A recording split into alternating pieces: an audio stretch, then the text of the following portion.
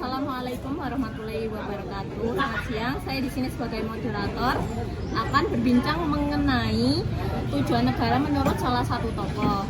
Di sini saya tidak sendiri. Saya akan mengundang salah satu pembicara yang akan saya persilakan untuk masuk. Saya akan mempersilakan untuk mengenalkan diri. Halo semuanya, perkenalkan nama saya Nurunisa. Di sini saya sebagai pembicara yang akan menjawab beberapa pertanyaan dari Kak moderator ya. Di sini saya akan bertanya kepada Kak Nisa. Nah, Kak Nisa, siapa sih tokoh inspiratif Kak Nisa dalam tujuan negara? Tokoh inspiratif saya dalam tujuan negara yaitu Pak Immanuel Kant. Alasan Kak Nisa memilih Immanuel Kant adalah? Alasan khusus dari saya yaitu karena beliau merupakan salah satu tokoh penegak hukum yang menegakkan hak dan kebebasan bagi semua warganya. Nah, untuk tujuannya sendiri, tujuan negara menurut tokoh tersebut adalah? Dan tujuan negara menurut Pak Immanuel Kant yaitu yang tadi saya katakan, yaitu untuk menegakkan hak dan kebebasan bagi warganya. Negara harus menjamin kedudukan hukum individu di negara itu. Setiap warga negara memiliki kedudukan hukum yang sama dan tidak dibeda-bedakan. Jadi setiap warga negara itu memiliki kedudukan yang sama rata, tidak dibedakan baik masyarakat kecil maupun para pejabat. Dari penjelasan Kak Nisa sendiri, apakah pendapat tokoh tersebut dapat diterapkan di Indonesia pada saat ini? Dapat, bisa sekali diterapkan.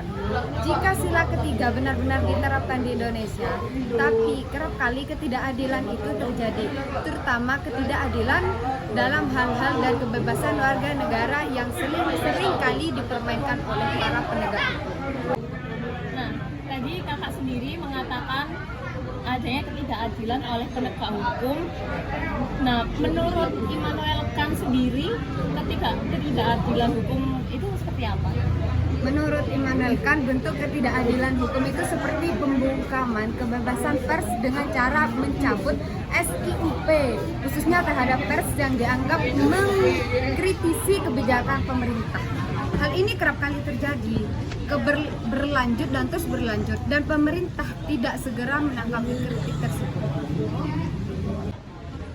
Sekarang saya akan bertanya mengenai dampaknya. Dampak dari ketidakadilan itu sendiri apa sih, Kak? Kalau kita berbicara tentang dampak ketidakadilan penegak hukum ya, pasti kita sering jumpai di masyarakat, yaitu semakin kecilnya tingkat kepercayaan masyarakat terhadap para penegak hukum.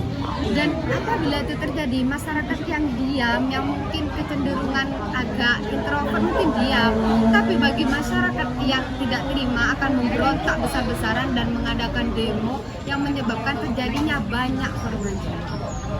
Nah, kenapa sih Immanuel Kant sampai berkata seperti itu, Kak? Ya, karena sudah sangat sering kita temui ya, kalau pengadilan itu sering digunakan oleh orang yang banyak uangnya. Ya, bisa kita sebut kalau uang dan orang kaya itu satu.